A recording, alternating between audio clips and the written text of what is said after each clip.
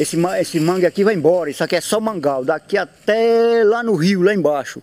É só manguezais aqui, da onde eles tiram o produto para eles comerem. O caranguejo aqui tá tudo nessas tocas por aí, ó.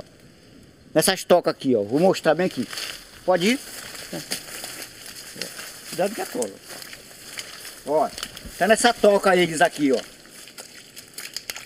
Aí o cara que vem tirar para comer, mete a mão, ó, até pegar ele. Muito fundo, muito aparente. Ele come, o caranguejo come essas folhas, ó. Essas folhas que eles comem.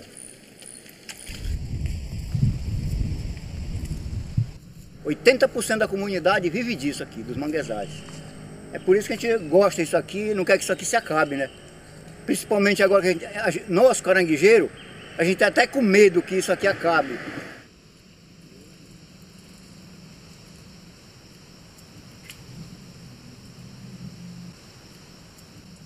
Aqui os pescadores trabalham também na questão da pequena agricultura.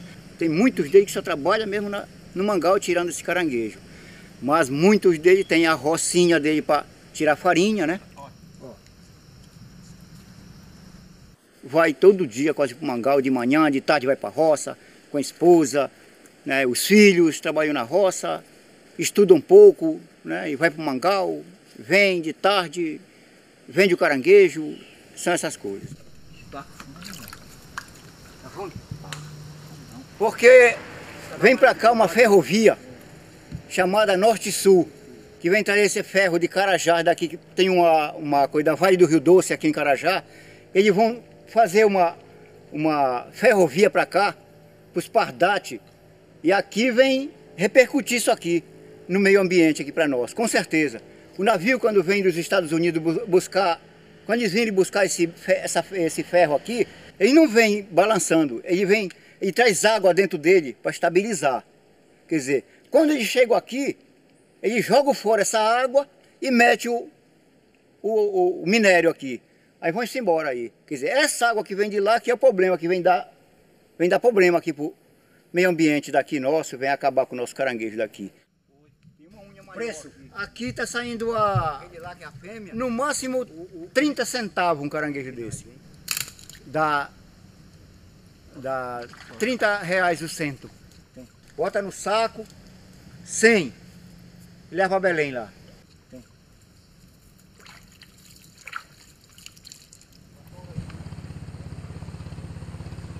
Nordeste paraense, chama-se aqui assim, Nordeste paraense aqui, todo essa beira litoral é Nordeste paraense.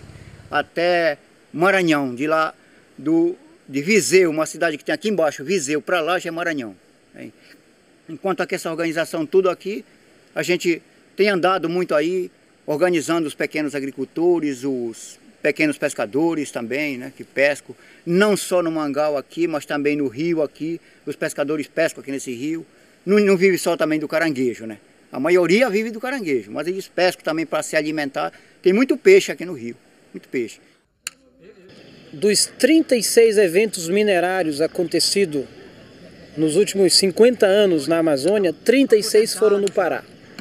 O projeto minerário em curso hoje na Amazônia, em especial no Pará, ele é monopolizado por uma única empresa, a Companhia Vale do Rio Doce. Há um monopólio, a partir de uma única empresa, do subsolo. O estado econômico que a Vale representa cooptou o estado político, né?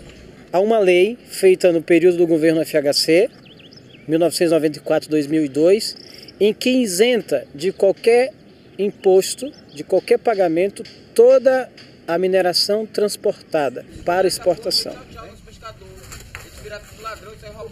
Não é uma mineração para transformar o ferro em produtos utilitários para a própria sociedade local e nacional. É tudo para exportação. A Companhia Vale do Rio Doce paga o menor imposto sobre extração de minério do mundo.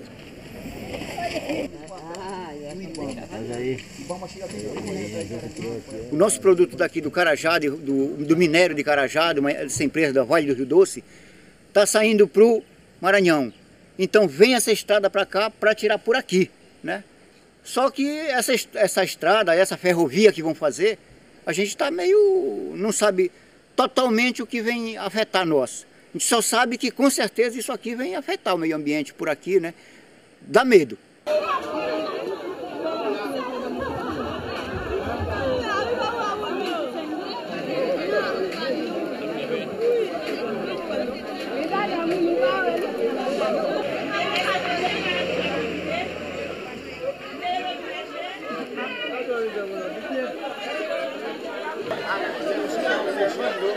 Cómo llegan los productos aquí. Eso es producto intocado. Eso es arroz. Producto que llega de América, de norteamericano, de Estados Unidos. Y aquí esos productos venden más barato que esos productos. Aquí lo que se llama de la política dumping es la realidad, ¿no? Aquí un campesino vende 4 o 5 mamitas de maíz, cantidades de maíz para poder comprar una libra de arroz.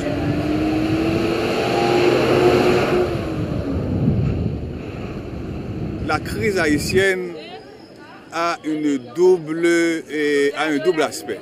Il y a un aspect structurel et un aspect conjoncturel. L'aspect structurel, c'est que depuis l'indépendance, les premiers gouvernements haïtiens n'ont jamais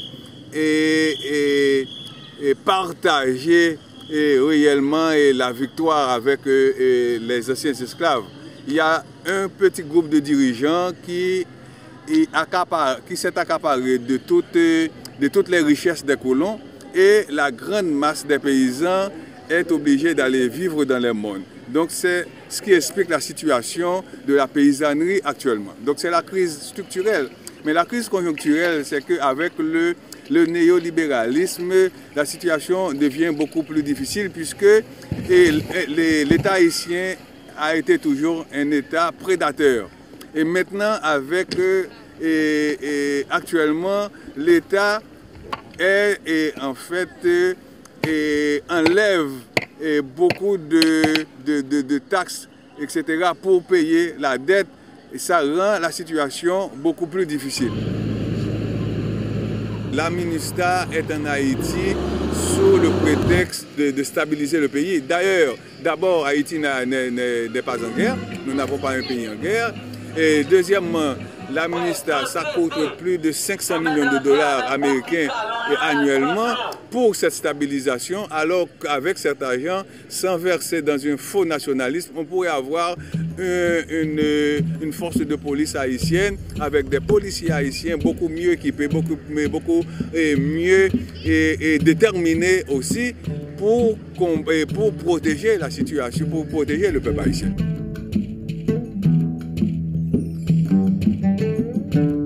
Premièrement, je ne sais qui a donné aux multinationales cette autorisation de déclarer que la main-d'œuvre haïtienne est une main-d'œuvre à bon marché. Nous avons une classe ouvrière très courageuse et très savante, et on exploite la pauvreté de cette classe ouvrière en lui donnant une pitance. Donc les zones franches sont là pour, premièrement, diviser la classe ouvrière haïtienne, et deuxièmement, augmenter la misère de cette classe, puisque nous savons bien que le salaire qu'on donne aux ouvriers est très mince, et cela ne permet pas à un ouvrier, à une ouvrière d'avoir une vie beaucoup plus décente.